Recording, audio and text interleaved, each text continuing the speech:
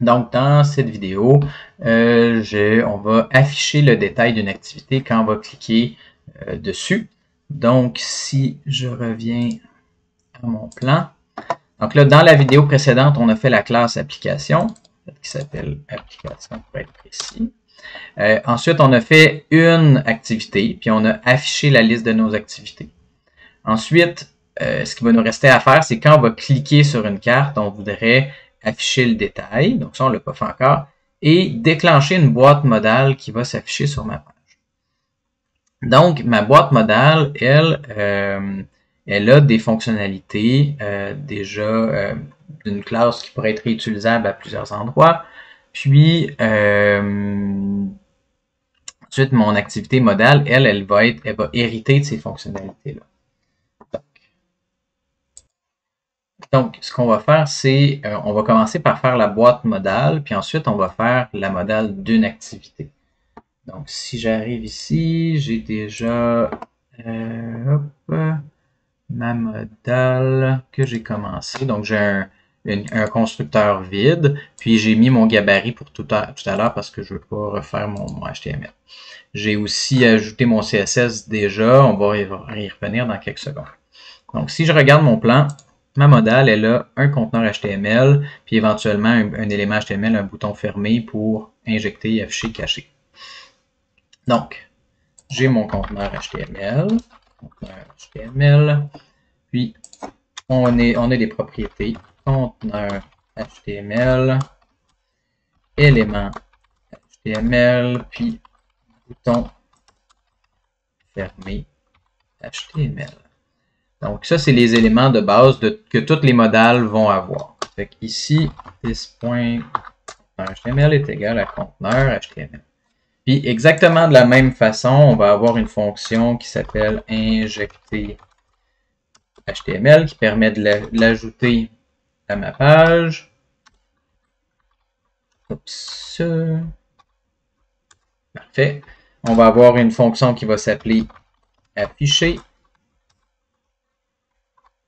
Puis, on va avoir une fonction qui va s'appeler cacher. Comme ça, si je suis capable de taper correctement. Puis, dans ici, je vais récupérer ça, dans injecter, de la même manière que partout, on va faire un gabarit, comme ça. On va l'ajouter à notre on va prendre notre conteneur HTML. Point insert add plaçant HTML. On le met à la fin, before end. J'ajoute mon gabarit. Puis, je récupère l'élément this.élément HTML est égal à this.HTML.last element. Aussi, ce que je vais vouloir chercher, c'est que du moment que j'ai mon élément HTML qui a été ajouté, j'aimerais aussi aller chercher ma classe pour mon bouton fermé pour pouvoir l'enlever éventuellement.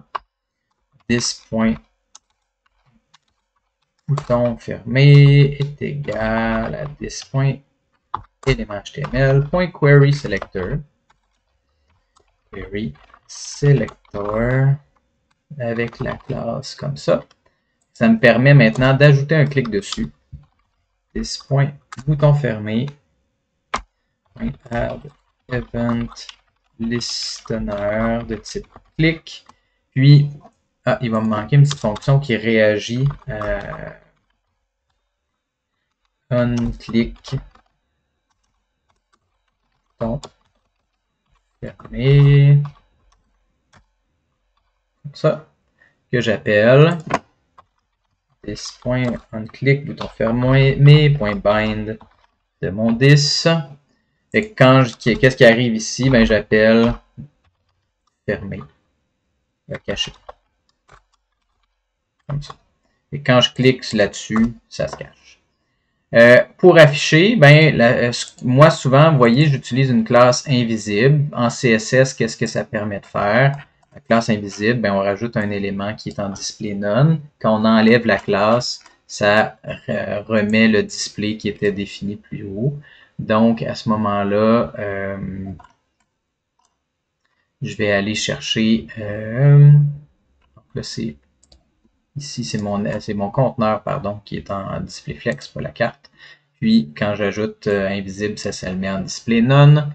Fait que si je retourne à ma modale, quand je veux afficher this.element.html, donc c'est ce que j'ai ajouté, j'aimerais classList.remove invisible. Donc quand je veux le faire afficher, j'enlève la classe. Quand je veux cacher, je veux l'ajouter aussi. Donc add. Puis ensuite, ce qui va arriver, c'est que j'aimerais, moi, aussi bloquer, quand j'ai une boîte modale, bloquer le défilement sur la page, le scroll. Donc, ce que j'ai fait, c'est que j'ai mis une petite classe que j'ajoute sur le body. Donc, à ce moment-là, mon body, il devient la taille de la fenêtre du navigateur, puis on ne permet pas de défiler avec Overflow Hidden. Fait qu'en faisant ça, ça me permet d'avoir une petite classe utilitaire. Ce que je ferais, je dirais this.document, pas this, juste document.body.classlist.add verrou. Je l'ai appelé comment? Modal verrou. Mais il ne faut pas oublier de l'enlever non plus quand je vais remove, quand je veux cacher. Donc, je veux repermettre le défilement sur la page. Donc là, on a tout ça. Comment, une fois qu'on a fait ça, comment on teste ça? Donc, avant de continuer, peut-être qu'il y a des choses que j'aimerais rendre privées. Injecter HTML, je pense pas que j'ai besoin que ça soit disponible à tout le monde. Donc, je vais rendre ça privé. Même chose pour mon onClick. Je vais utiliser F2 ou rename là, pour que ça se place partout. Puis, j'ai pas injecté non plus this.injecter HTML au chargement de ça. Fait que là, tout ça devrait être fonctionnel. Je vais dans mon application et là, je vais importer ma modale. Import modale ici. Puis,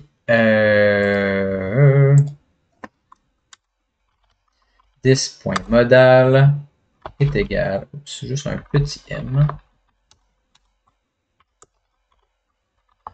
est égal à new modal. Fait que maintenant, ce que ça va permettre de faire, c'est garder une trace de cette modale-là et de la fonction afficher, cacher.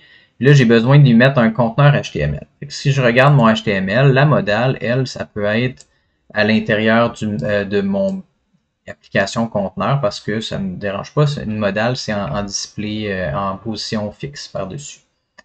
Donc, ma modale, dans mon application, j'ai mon conteneur principal de mon application et c'est ça que je lui passe. Je n'ai pas besoin de passer une autre information. Fait que juste pour tester, ce que je vais faire, c'est this modal.afficher. Je devrais avoir une modale vide qui s'affiche. Donc là, si je reviens sur ma page, ici, oups, last element child, j'ai fait une faute de frappe à ma modale ligne 25. Modale ligne 25. J'ai mis mon conteneur, j'ai oublié de mettre mon hashtag ici. Je reviens ici. Et là, j'ai ma boîte modale qui s'affiche et se cache. Et on voit que je ne suis pas capable de défiler, puis maintenant, je peux défiler. Donc, ma modale fonctionne. Je vais arrêter la vidéo pour l'instant, puis dans la prochaine vidéo, on va voir comment on peut faire une modale qui hérite de ces fonctionnalités.